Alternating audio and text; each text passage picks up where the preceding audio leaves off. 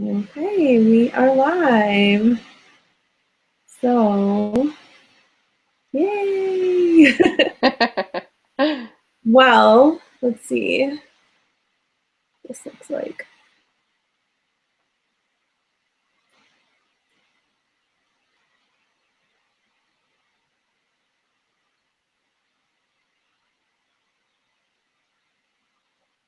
It says it's live on my end. Okay. That's what I'm seeing. I just hit start broadcast and I'm using the computer to see if we're actually, yay, we are live. All right. So tonight is November 16th and I'm Kellie Greene and I have with me Stephanie Mayne. Hello. And I'm currently a birth and postpartum doula in Chicago, Illinois. And Stephanie is practicing in. Grand Rapids, Michigan.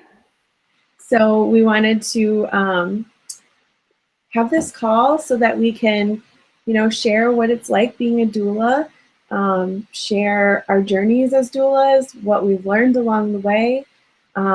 Stephanie and I have both been doulas a combined 17 years.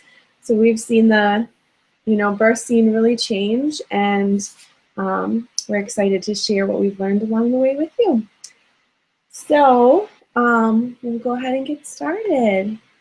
So I am currently working in Chicago, like I said. I do mostly postpartum doula work right now, which is a huge shift from Grand Rapids, where I was doing mostly birth work. I'm practicing as a lactation counselor and a nutritionist and a yoga teacher as well. So, Stephanie, do you want to share a little bit about what you're doing in Grand Rapids? Yeah, I am a birth doula. I haven't been trained as a postpartum doula, although I was trained to do some volunteer postpartum work, but I haven't had an opportunity to use that training. Birth doula is known around Grand Rapids. Postpartum doulas are still, pretty much unknown in the area, although there are some great postpartum doulas in the area that are trying to spread the word about that. I have gone through a lot of different training outside of my birth doula work as well. I'm a midwife's assistant and I teach hypnobirthing, childbirth education. But those are different hats that I wear. When I'm a birth doula, I'm just a birth doula. I Yeah. have 4 kids of my own. I became a doula after the 3rd baby, and my niece was my first doula baby, and she will be 7, sorry, in December. So that'll be 7 years for me. That's so exciting. Yeah, and so I was a birth doula before I had my first pregnancy and first child. So you can come from both ends of the spectrum. Hmm. It was a little bit different for me not having any children and being a birth doula because I hadn't personally experienced that. But you can still be a great doula even if you haven't had any kids of your own. So, yeah, let's talk about why we wanted to become doulas. So I, like Stephanie, have many hats that I wear. And I was thinking before this call that I have attended birth in every role except for an OB in the years that I've been practicing at birth work. So I started as a nurse and was doing my OB rotation. Really fell in love with birth and that whole process. I really enjoyed the evidence-based portion of midwifery and OB care. And I loved that you could, see exactly this is what the research shows and apply it to your families.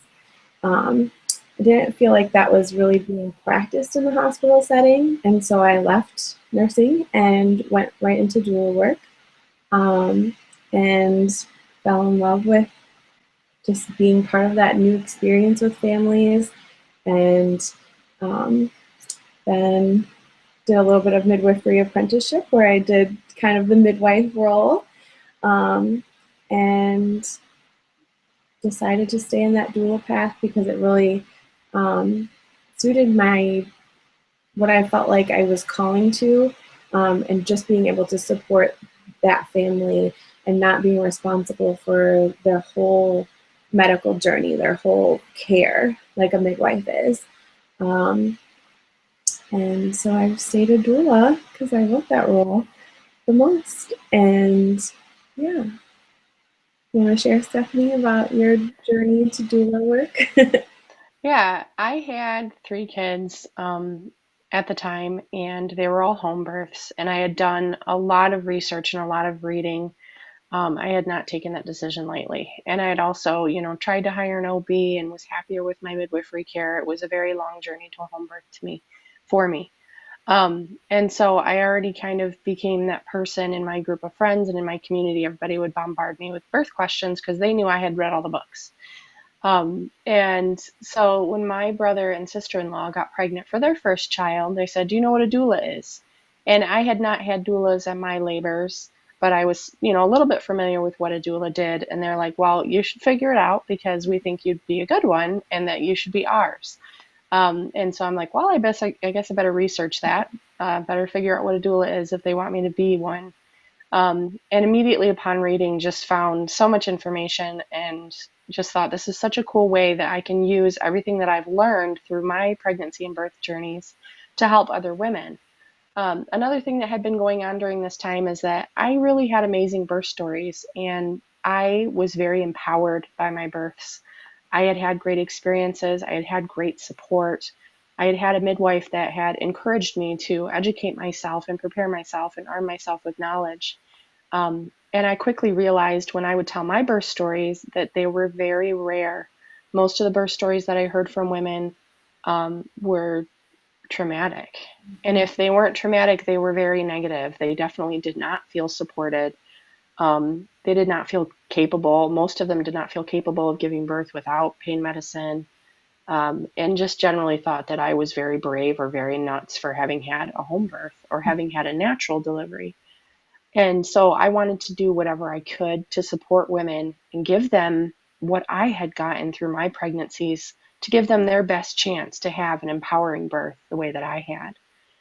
So I just jumped right into doula work. I was very excited to do it and very passionate to do it.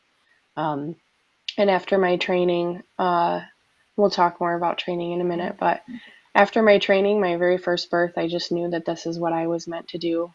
And I have, like you said, I've worn many hats. My birth journey and my passion for birth and for supporting women has taken me many places. But, doula work is still the most challenging in a way, but also the most satisfying because I learn the most and I see such amazing things and amazing transformations in that work. Yeah, I think that's so awesome. Um, yeah, and I love that you have been such a great advocate for positive birth experiences and like empowering women to have their own positive birth experience and really take it into their own hands and take ownership for it. And that's one of the things I really enjoy about you. Thank you. So, before we talk about the current offerings for trainings, I wanted to touch just really quickly on something that Stephanie said, and it really spoke to me today, was I think when I first started being a doula, I really felt like I needed to rescue everyone. And I had heard so many negative birth stories. I had heard so many women coming to me thinking that hiring a doula was going to be this like knight in shining armor and I was going to rescue them from ever having a bad birth experience again. And I really got caught up in that and I really thought like that was my role, was to be this like strong protector, this strong, guardian for these families. And it created this kind of hostile environment where it was me against everyone else in the birth room. And like I felt like I had to take ownership rather than, I think what has evolved now is the place where it's not, I realized it's not my birth, it's not my experience. it's not, I can't save anyone. And sometimes women don't need to be saved. And sometimes women will have negative birth experiences, and that will change them for the rest of their lives. But it doesn't mean that they're changed in a negative way. And a lot of people think having a C-section or having these, XYZ interventions in your birth automatically means you're traumatized or that the doula failed. And I think that has been part of what has deterred a lot of people is women don't want to feel responsible for, like, I don't want to be a doula if that's my job. I have to guard and protect and be held accountable for these choices. And that's not the role of the doula. That's not the role of anyone, really.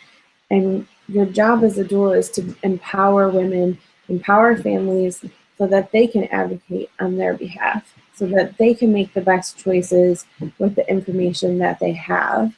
And no matter what the outcome is, if they're making informed, educated decisions, more often than not, they will feel like they had a good experience, even if that means they have a C-section or an epidural or whatever they think the worst case scenario is. Um, it doesn't have to lie solely on the doula. Does that make sense? Yeah, I mean, the studies, that Donna has done to see how effective a doula is, were done just having a non-medical person in the room with you that was just being supportive and encouraging. And and they found that for all the reasons that you just mentioned, just having a woman there, women need women during birth, and just having a woman there with you who is encouraging you and supporting you and helping you to make informed choices and to advocate for yourself is going to change how content you are with your birth experience no matter what happens. Like you're saying, you will feel better. Women feel better having that person there, even if they get a C-section, even if they end up getting an epidural, even if things don't go maybe as they would have planned.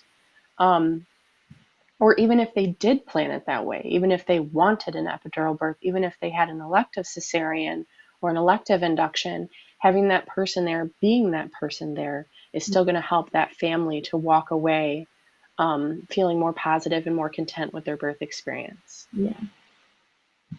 And I agree that that's mainly what we do is hold space. We are not the bodyguard at the door.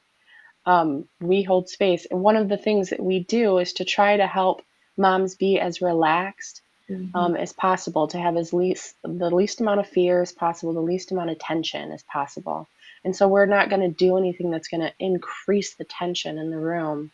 We're not going to, create unnecessary conflict in any way, shape, or form. And as a Dona doula, when you're a certified Dona doula, you sign standards of care and a code of ethics that tells you shouldn't advise a woman to go against her care provider's wishes. And so we are not the care providers. And so it can be important to remember that as a doula for two reasons. Like, number one, to not be intimidated as a doula, as a new doula, thinking that you're going to have to fulfill that role, knowing and standing in the truth that you're just holding space. You're just being a positive woman in the room. And although doulas may give helpful suggestions about position changes or might help, get your questions answered or encourage you, maybe what questions you need to ask and things like that. Really, it's just our presence. It's just our positive presence holding space for that woman. Okay, so let's get into a little bit of options for training.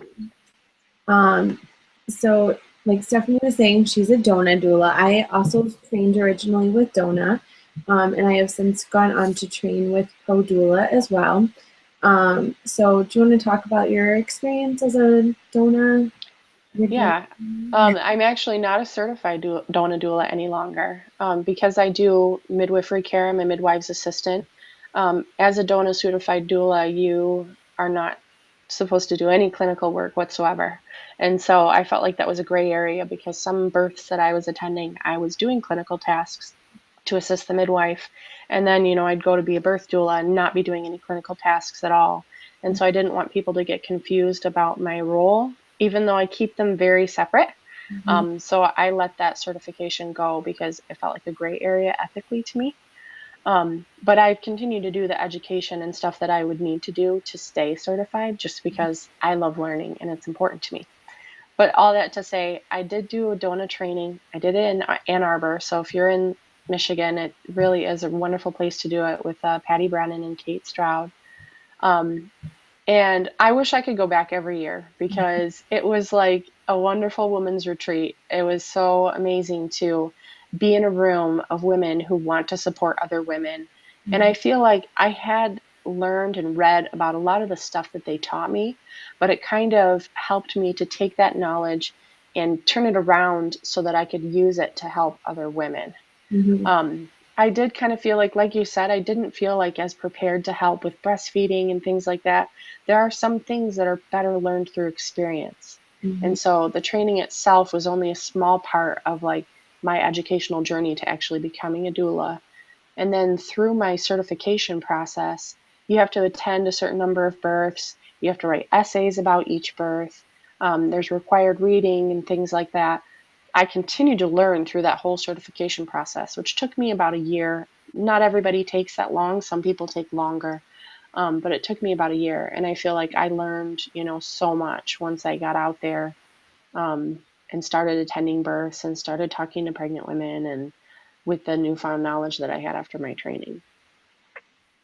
Yeah, I had a similar experience with Dawn as well. I also trained in Ann Arbor with Kellie, who's fabulous. And I was one of the first returning doulas to Grand Rapids. So at that time, there wasn't a lot of community, and there wasn't really any backup or support or anything, or from any any resources for me to tap into. There was one other practicing doula at that time, and so I kind of felt like after training, I had this information, but then I was just kind of like, okay, now what do I do? Um, so I really I finished my certification up in 3 months because I had three qualifying births like in that first, month that I after training, because people were so eager for a doula because a lot of country moms had heard of them, but there wasn't anybody practicing. So um, I was really lucky in that way that I had a lot of interest right out of the gate, but I didn't have a lot of support in community, and I didn't have any backup, and I didn't have anybody to call and be like, okay, this really weird thing happened and I just don't know what to do. So I really, that's what I really, really enjoy about Pro Doula is um, they have such an amazing network, and it's a totally different era now because most, at least established, cities have at least one or two doulas. So you have that community. Um, and there's social media and online communities now that didn't really exist or existed in very small little niche group, Yahoo groups. um, but Pro Doula was a much shorter training. So I've done Pro Doula postpartum, and that was 1 day versus I believe Dona was like 4 days. So it was For postpartum. a huge. I don't want to just say disparity, but a huge difference. I felt like Dona had a lot of information and really covered kind of everything that you would need to know, um, in like little tiny snippets, and gave you resources for where to go on breastfeeding and things like that. And where Podula is just a different philosophy, and they're more about you just getting into the world and experiencing, and they have a much greater follow-up system. So you get, after your training, you get weekly emails from their training organization, and then you have your personal trainer follows up with you as well. So I do really love that. I love that there's more support and accountability and kind of follow up. So the new doula doesn't feel like, hey, I have all this knowledge. Now what do I do? Or I have this new family and they're asking me a question that I didn't cover. You can contact your trainer. So you kind of have like a coach with you until you finish your certification. So I really, really love that aspect of Pro Doula. I love the community that they've created.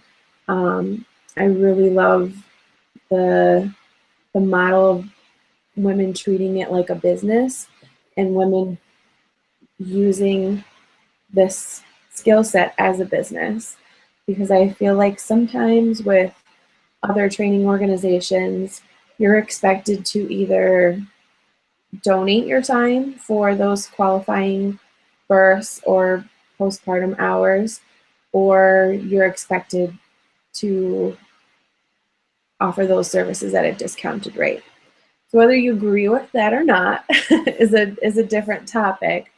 But I value that Pro Doula is saying right out of training, you have enough information to work as a full page doula, where I personally feel like other training organizations say you're not really experienced enough until you have the qualifying births or the qualifying amount of hours under your belt. Does that make sense? Mm-hmm. So I really enjoyed my Pro Doula experience. And the other nice thing about them is once you attend one training, you can go to other trainings for the rest of your life. So say every year you did want to go to Yeah. a new labor training or postpartum training, you can. And at the training I went to, there were two doulas who had taken the training a year before and just wanted to refresh their skills. And that was totally cool. And they offered something to, different to the training, because they were in between experienced, trainer and brand new doula. So it was really a cool thing that I think they offer. So, Hypnobirthing does that too. The childbirth education that I teach. okay. You can go back to the training for that Yeah. So I as think often as you it's want. really awesome to offer, because there's no way you can retain all of that information in one, you know, one setting, one time. Um, so other options for training, there's, you're saying two labor, Mm-hmm. It used to be Alice, I think. Kappa, um, are we missing anyone else? I can't think of, those are the main ones. Okay. There are like some holistic schools too, like in Michigan, in Mount Pleasant, there's Night, and they do like a doula training there that's more extended, that's longer Yeah. classes and stuff like that. And if we missed anybody, I apologize. It's not anything personal. But basically, the majority of training organizations follow the same model of take a workshop, you have reading before, take your workshop, and then afterwards you have a certain amount of required hours or families to participate with and submit documentation and research of some kind, and then you get certified. And Um, I'd like to add to that right now in Michigan, anyway, you don't have to be a certified doula to practice in the hospitals. But I do still recommend going through the certifying process, even if you don't take that certification at the end, because, like I said, I learned so much doing the certification process and going through their recommended reading and stuff like that. And so I do suggest doing that, even if you don't want to be certified. yes. So that's option one, is to do a training with one of the training organizations. Option two is an apprenticeship or some kind of mentorship program where you are following another doula, and that doula probably has their own curriculum or something to establish your apprenticeship. But you're following that doula and seeing their skills. I think that can be a great complementary thing to offer to a training because that kind of gives you the in-between of graduating and going out completely on your own and just going out on your own without any training. Um, it can be nice to have that experience, but I think I agree with Stephanie that it's important to go through some kind of professional development training, and where you're reading beforehand and attending a workshop and then following that certification process up at the end. Um, Well, we had a lot of conversations during training about the ethics and the morality and stuff like that of what we do. We also kind of talked about doula manners and how to behave when you're in a birth room or how to relate to the care provider, things like that. We talked about all that stuff at training. And you might miss out on some of that if you just go straight to an apprenticeship model, unless you have somebody who can precept you or mentor you that is, intentionally and deliberately passing on those aspects of her training to you. Um, that part was really helpful to me too. I already kind of, had in my mind what it was going to look like to a certain degree when I got out of my training, at least like ethically and morally, and as far as like manners go. mm-hmm. So that was helpful in my training as well. Yeah. Speaking of which, I think that's the perfect time to do another little mini soapbox. So Stephanie just said a great thing about manners, and well, I think I'm going to come back to the end, actually. I'll save that. Okay, so once you get through your training, you've decided on the path you want to take, whether it's apprenticeship or DONA or PODULA or CAPA or whatever it is, and now you're at the end of the training. So what do you do? We're going to talk about a couple different practice or business models for doulas and the pros and cons of each of them. So the first one that we're going to discuss is a solo practice. So I think this is, I would say, the most common in my opinion. And that's simply where a doula is just practicing on her own. Most often they'll have backup. So like when I was in Grand Rapids, Stephanie and I each had our own individual businesses, but we had an understanding for if one of us got sick or there was an emergency or something, we could be each other's backup. So I would say that's the most common doula practice. Would you agree, Stephanie?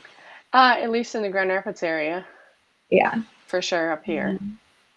I think it's across the country just because then it makes the business aspect a little bit smaller and you only have to worry about yourself. So the pros of that are you only have to worry about yourself. You don't have, business partner logistics, that kind of thing. You can brand yourself. You can have the freedom to completely do what you want. You don't really have to answer to anyone. You're the boss, the CEO, the manager, you're everything. So the cons to that are that you are everything and you don't have, the help of a partner to run your business, to manage the day-to-day activities. And if you're a birth doula, that means the responsibility for being on call rests solely on you. So if it's your kid's birthday or Christmas or whatever your favorite holiday is, you have to decide, do you not want to take birth work for that entire month? Because moms don't always give birth on their due date. They have 2 weeks before and 2 weeks after. So that's really a whole month.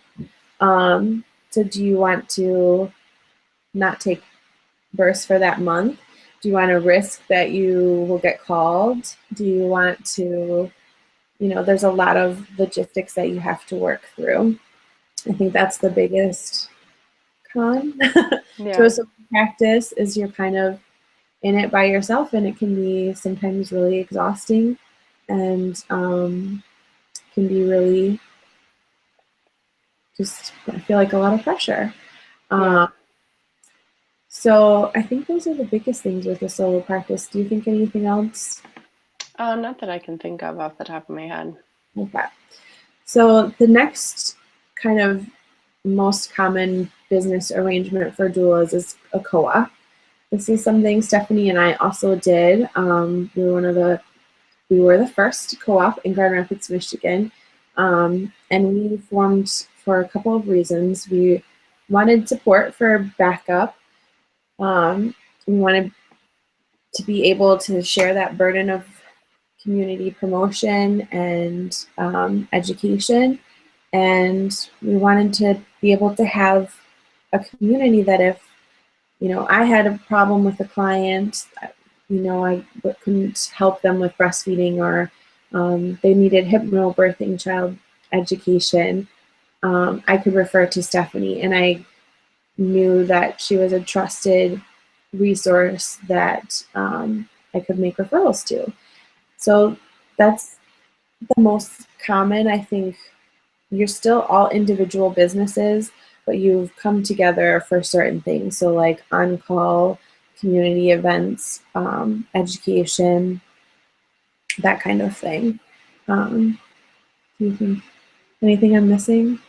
No, well, and like you're saying, just the support that we gave each other was really priceless in a co-op. Like, sometimes you need to be able to process a birth. Sometimes you need to be able to, ask other doulas questions. And also, like, we had an opportunity to get to know each other really well, and our philosophy of care and our, philosophy of, what birth looks like and how to support women was very similar. And so, we knew that we could have that continuity for our clients if we were asking questions of each other or referring to other services, that they were going to get the same kind of care. All different, of course, because we all have our own personalities, but we all kind of shared our core beliefs as far as support. Yes. So it's pretty simple to set up a co-op. You can just have a written agreement that of what your backup terms are, and what you want to agree on as a co-op, and you can make it as in depth as you want to, or as little as you want to. So the next business model is a partnership. So this is where two doulas or two or more doulas have come together and formed a business. So that's a great example is Northwest Doulas or Doulas of Chicago or Gold Coast Doulas. Well, that's an agency. Yeah, it's an What's agency. the difference in a second. But a partnership is where, like, say Stephanie and I came together and we wanted to create Bella Birth Doulas. And we were equal partners. We shared business expenses. We shared business promotion. We might share an on-call schedule. So that would mean like I'm only on call on Tuesdays and Thursdays, and Stephanie's on call on Monday and Wednesdays. And our clients know if they go into labor on those days, they'll get Stephanie or they'll get me. So the pros to that is that allows for you to share the on-call burden. So you need to constantly be on call and shackled to your phone. It can allow for you to share business expenses so that if you don't have the capital to start that thriving doula business that you want to right out of the gate, having a partner can help with that. What else? I think those are the main things. The cons are that, again, you're then tied to that person, just like if you started any other business with them. Something happens, that can affect the business and your relationship. So you have to be careful about who you choose your partner to be, and make sure that your philosophies are lined up. Make sure that you have a very clear understanding and a very clear written agreement of what your business is, what your business looks like, and what happens if that business needs to dissolve. Because I think a lot of times doulas get caught up in the magicalness of birth, and we skip the business aspect, and we just think, well, this will just work out because we both have our best interests in mind. So of course, like, we don't need to get this in writing. And then when it comes time to it and you want to separate, it's always not always so easy. So treating that partnership just like you would any other business that you enter into, even if that means you have to have the awkward conversation with your best friend and have those things written down. It's better to do that in the beginning, to have clear expectations and check yourself. So if something does happen in the future, you know exactly what's going to happen. Does that make sense? Yeah, I would also say that one of the cons too of sharing call, like you're saying, is that part of the reason that doulas are so necessary, part of the hole that we fill in current medical maternity care is that continuity of care. So oftentimes, if you have gone the traditional route of hiring an OB in a practice, Oh, we lost Stephanie. whoops, sorry, Okay. I'm way back. You're gonna get whatever doctor is on call, and you're gonna get a nurse that you've probably never met before. And so you're gonna be in a room full of strangers. And so having someone there that you've talked to prenatally, that knows you, that knows what you're hoping for and what you're hoping to avoid at this birth, is part of the reason that doulas are so effective. And so that would be one of the cons of sharing call in a partnership or in an agency, is that you're kind of losing that important piece of being a doula, which is part of the reason that I favored having a solo business without a co-op, so that I still kind of had some of the support of a partnership or an agency, but I still could, provide that continuity of care where my relationships with my clients were pretty much one-on-one. Yes.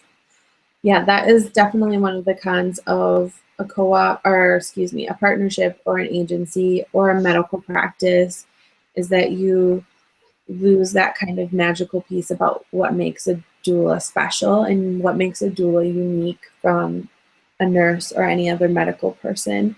So I 100% agree with that.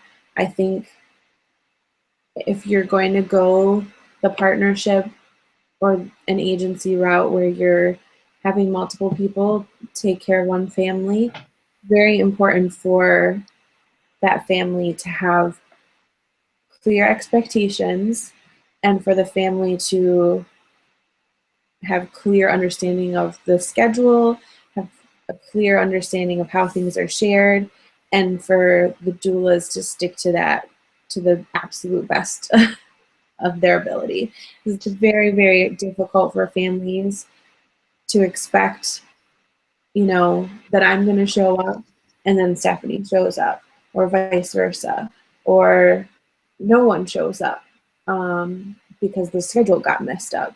So that's, I think, one of the things that if you're going to go the partnership or agency route, you need to be extra, extra diligent about that and make sure that that's one of your main focuses, is maintaining that relationship and keeping it intact as much as possible.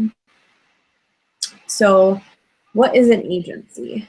So a doula agency is similar to a partnership, but you have one owner of an agency. So say I have your Greene Doula agency, and I have subcontractors underneath. So a family comes to me and hires your Greene Doulas as their agency, and then I would subcontract out Stephanie. I would say, this is what I feel like the best doula to fit that family's needs, and I would subcontract out Stephanie. So the pros of that is really Stephanie would not have to worry about marketing or attracting clients. She's just telling me, this is when I'm available, and I'm giving her addresses of families to go and see, which can be really nice if you're starting out brand new, or you have, you know, very busy family life, or you're working another job, or for whatever reason. What other pros could there be? Well, if you're a new doula, like joining an agency, you wouldn't have to be necessarily figuring out the business aspect, the financial side, like figuring out all of that stuff. What are you going to do about taxes? What is a 1099? Like, you wouldn't have to worry about all of that stuff right from the get-go. Yes. And you don't have to worry about the interviews and attracting clients and creating welcome packets and that kind of thing. You can just worry about just doing the doula work. So I think that can be really appealing, and I think it can definitely have, it definitely serves a service. So the cons I feel to an agency is that you are missing kind of that formative relationship. You're missing that interview bond, kind of, because I feel like when a family is interviewing, say, 5 doulas, and they pick me, it's because they feel like I'm the best match for their family. Where if they hire an agency and they're getting whoever the agency assigns to them, they might miss potentially that connection. Does that make sense? Yeah. The other cons is you're definitely losing a little bit of freedom. So you're losing the freedom of choosing your clients. So an interview can go both ways. Just because you're interviewing with a family does not mean you have to accept them. And when you're an agency doula, you're kind of losing a little bit of that freedom. You're also losing a little bit of financial freedom, because an agency is going to take 20 to 50% of whatever you're billing for. So say you're billing for $40 an hour, an agency is going to pay you $20 an hour. So you can definitely lose a little substantial amount of financial freedom if that's, something that's important to your doula practice. I think those are the big concerns with an agency. No, and kind of along the same lines of what you're saying, like, I don't feel like doulas are interchangeable. I don't feel like I'm going to be the perfect doula for every woman. And so, when people hire me, it's because they think that it would be okay to invite me to their birth. And so, I don't feel like you could just say, well, you could have this one or that one. That I don't think they're interchangeable so much. I mean, if you have to have a backup in its emergency situation, like I said, in our co-op, like our philosophies, aligned and stuff like that. But I don't think that I'm going to be able to be the perfect doula for every woman. And I don't think that every couple is going to be comfortable having me personally at their birth. And so I do think it's important for couples to take responsibility in making that choice of choosing who's going to be invited to their birth. I agree. All right, so the last option is a medical practice. So this is something that was completely unheard of when I started practicing as a doula. Most OBs did not even know what a doula was. And if they did, it was kind of this weird, like, what? You're going to do what? So this has gained more and more popularity, I feel like, as more and more research about doulas has come to light. So some OB practices, some community organizations have started hiring doulas and putting them on their payroll. And they provide then services to clients. Either they have a doula on staff, so like if some hospitals are now offering like alternative birth centers, that there's just always a doula on staff. and they'll come to different rooms and kind of float or stick to one family, kind of like a floating nurse would. So you come into the OB floor and you've never met this person before, and they're going to serve as your doula. Or there's an OB practice and they have a nurse who also does doula work. I've also seen community organizations that work with pregnant moms offering doulas. So the pros to this, I feel like, kind of go hand in hand with agency. You have that reliable, this is when my shift is going to be, like these are the hours that I'm expected to work. So you have that predictability. You kind of lose that on-call lifestyle. And dual work can be, as a subcontractor or a solo practice, can be unpredictable. So October, I know Stephanie just had, what, 12 births? I attended 10. Yeah. And October was always my busiest month, having between 5 and 6 births. So October is a really, really busy month, but then you might not have any again until March. So it can be kind of feast or famine. You might have a month where you have a lot of births, and then you might go 3 months where you don't attend any births. So the draw of a medical practice or an agency is that you have that predictability, and you can kind of schedule that and have a little bit more even keel than this up and down. Right. So personally, I feel like the downsides of a medical practice or joining like a community organization is you lose a little bit of that core doula role of working for the mother, working for the family. Mm-hmm. Because you're no longer working for, Mrs. Jones. You're working for Associates OB or, whatever community organization you're working for.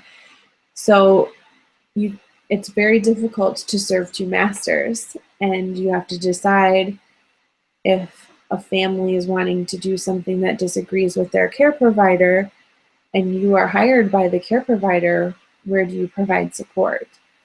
So I personally feel like it's very difficult to maintain the doula's role while being on a payroll for a medical practice. I think it's a little bit different if you're working for a community organization where like they're just serving the mom and their needs like prenatally, Mm-hmm.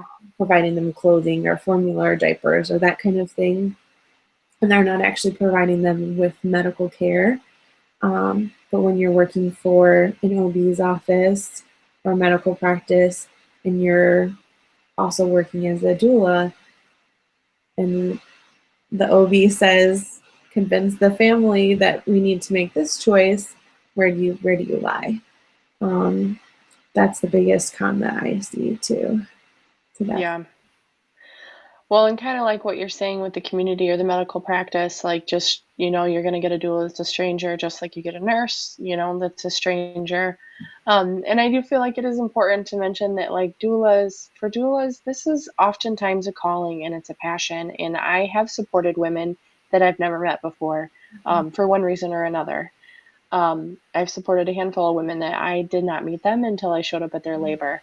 And it's still very possible to have an instant connection with someone. I felt as warmly about those mothers as I did moms that I had developed relationships with beforehand. I'm still going to wash their face with a cold washcloth during second stage, and still going to root for them to, get their ideal birth that they wanted, even if I just met them 7 hours ago. So it can go both ways.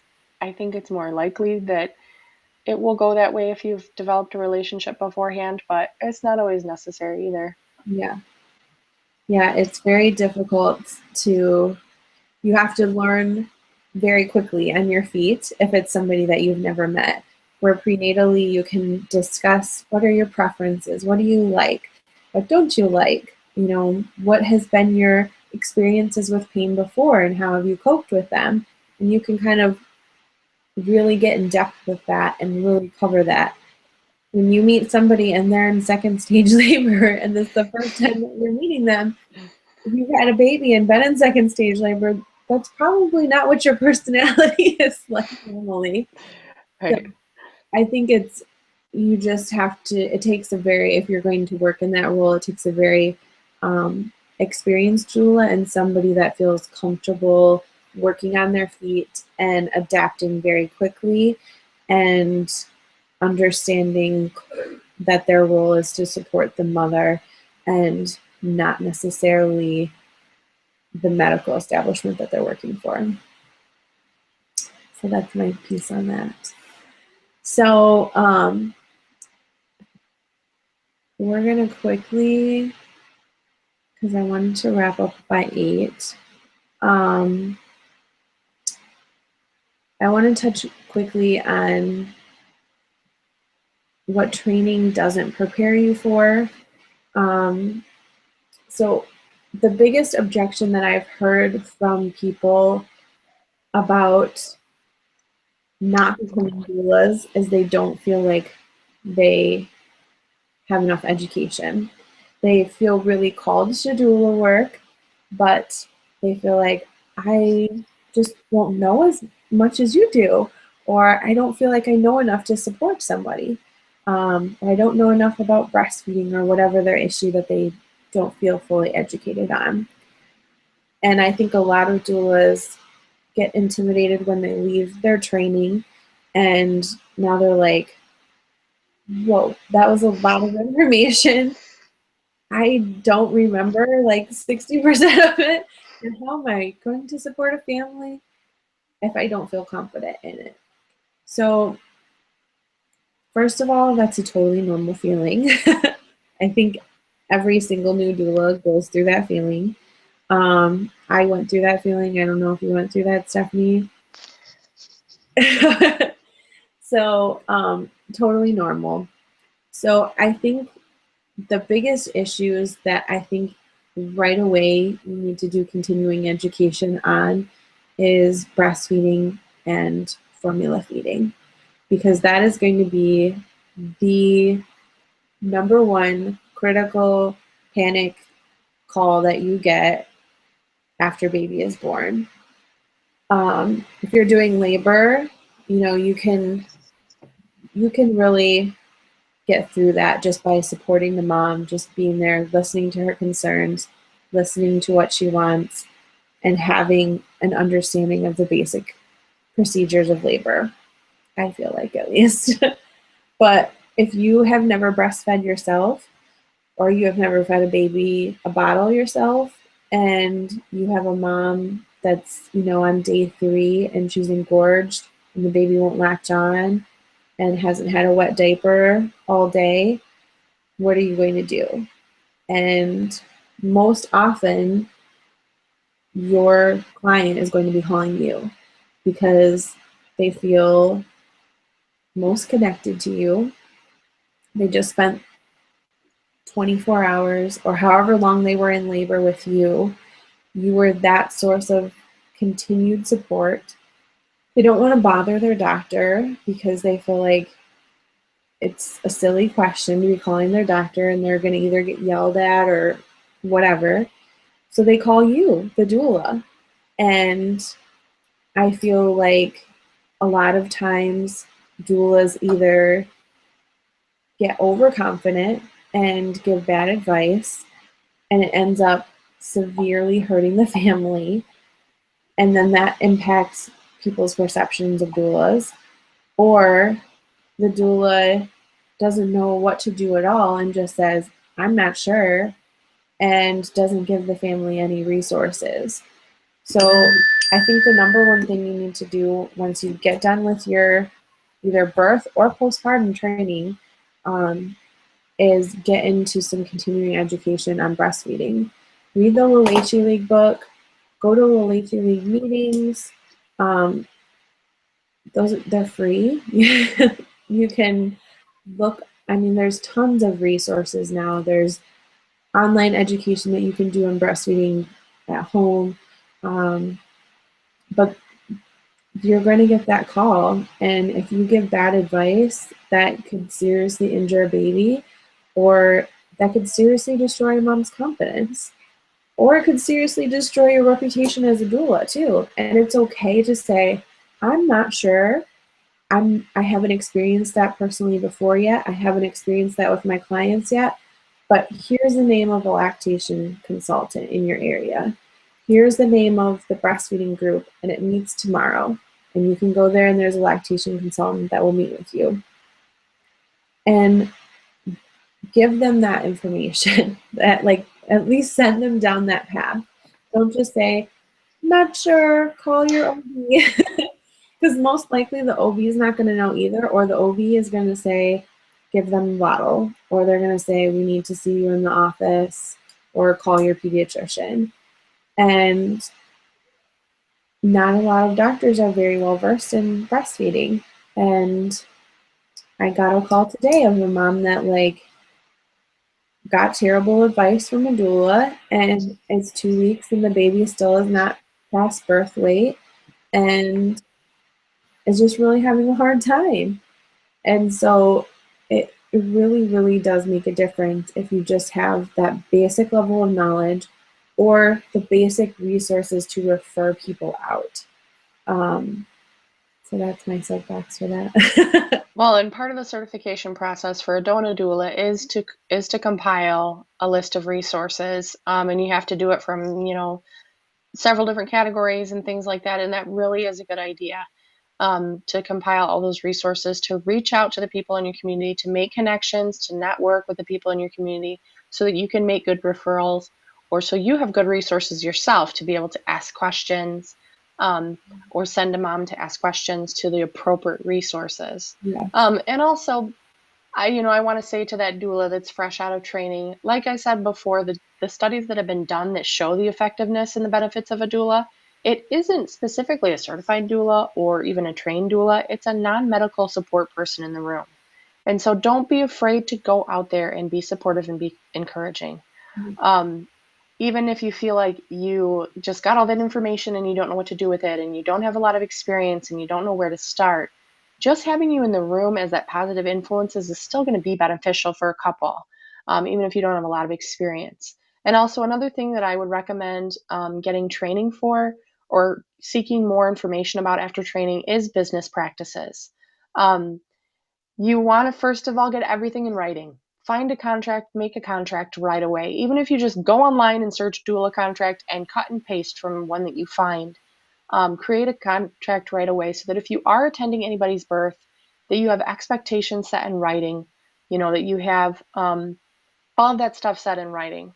And also, ask the doulas around you. Reach out to other doulas in the community right away after training, so that you can ask these questions. And there's a lot of great resources online. Patty Brennan and Kate Stroud, that we did our training with, she does, outside of donor training, she does some business doula trainings and has some great resources. There's also a blog called The Inspired Birth Pro, I think, or The Inspired Doula. I'll have to find it. And she has all kinds of great blog posts about how to find clients, how to write contracts, how to do scheduling, how to do your taxes, all of that thing. She has a lot of great suggestions on there. So Yeah. that was another thing I didn't feel like training prepared me for, was the business side. I 100% agree with that. And that was one thing that Pro Doula also, when you leave their training, they give you a contract. Like, this is a good basic contract, and you can tweak it to fit your needs, but then you have something and you don't have to create it from scratch. And I felt like when I left my donor training, I was like, oh crap, I don't even know what's supposed to be in a contract. Why do I need a contract? And when I didn't get paid for a birth, then that was when I knew why I needed a contract. So you definitely need a contract. Everything that you do with a family or a partner or an agency or anything needs to be in writing. It just does. And Well, we're gonna have to have a part two, I think. I We think still have so much information. I think so too. So the last thing I wanted to cover, Stephanie and I briefly talked about this today, but it's so, and this will be our last little doula message. When you, what you do in a birth affects, or postpartum affects everybody. And there is a certain level of etiquette and manners that seem silly and arbitrary. And when I first started, it was like, no, I don't like, I'm just for my client. I only care about what my client thinks. If my client's happy, I don't care what anybody else at the hospital thinks. And like, that's fine if you don't want to build relationships and you don't want to further doula work or help the community grow. But if, if those are your goals, what you do at a birth really, really matters.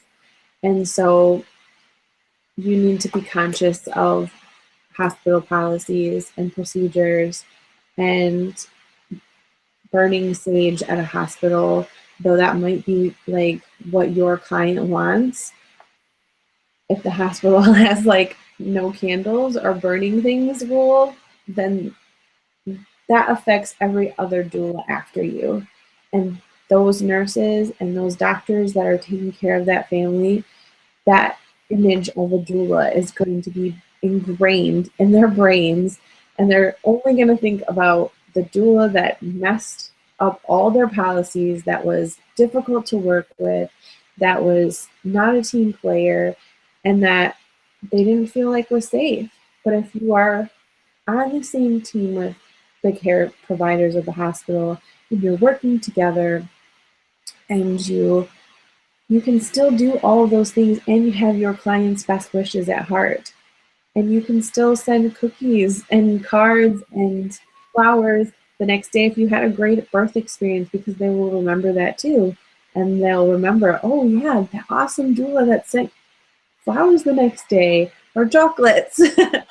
And every right now, this word doula, this business of being a doula, is so fragile. And there's already hospitals and OB practices that are banning doulas because of bad experiences. And you might not think that what you're doing in that birth is a bad experience because it's what your client wants. But if you're having to fight with the care providers and the nurses and the hospital staff to do that thing, it's probably not the right thing. And you can incorporate your client's wishes and hospital policies together. They don't have to be one or the other. If your client wants a bunch of candles, get battery powered candles and turn off all the lights and just have battery powered candles. Burn sage outside the hospital, like go for a walk outside the hospital, but just be respectful. And that's their work environment too. And you don't want to be that person that's damaging the doula name for everybody else. Do you have anything to add with that, Stephanie? No, just it is a really good suggestion. When you are a doula in that room, you are every doula. Mm-hmm. And it's important to remember. And what you do affects every other doula too. Yeah. Just be mindful of that and don't take it lightly. And I'm just like, I was that doula in the beginning that was like, Santa, Mama, Santa. I was that doula in the beginning that was like, I don't care about the hospital procedures. I'm going to do whatever I want, whatever Mama. and I'll lock the hospital staff out, or we'll take the monitors off, and just try to be really, really rebellious. And if the client really wants that, then the hospital might not be the best place for them. They want a more natural, quiet, minimal monitoring birth. Talk to them about a birth center, or talk to them about a home birth. The hospital might not be the best setting for them, but don't just create arbitrary, difficult relationships just because that's what your client wants. Really be mindful of that and think about, is this what's best for the community as well? So, well, unless Stephanie has anything else to add. No, like I said, we're going to have to do this again. I feel like there's still so much to talk about. I know. I think we'll definitely have to do a part 2. And I think we're going to do a regular, well, at least I'm going to start doing a regular Doula Chats, because I think there's a void of just support and continuing education for doulas. And there's not a lot of people talking about what it's like to be a doula and their experience. So I think that's really important. And in Grand Rapids, you can find me by going to mybellabirth.com. My email is mybellabirth@gmail.com. If you have any other questions, feel free to reach out to me. I love talking to new doulas. Yes, and Stephanie is on Instagram and Facebook, and on Twitter too. Yeah, I'm on Twitter too. So you can find her there as well. And I'm yourgreenedoula.com, and you can yourgreenedoula@gmail if you'd like to talk anything more about businesses. And you can also find me on Instagram and Facebook. I hope you enjoyed, and I hope everyone has a good night. Thank you. Bye.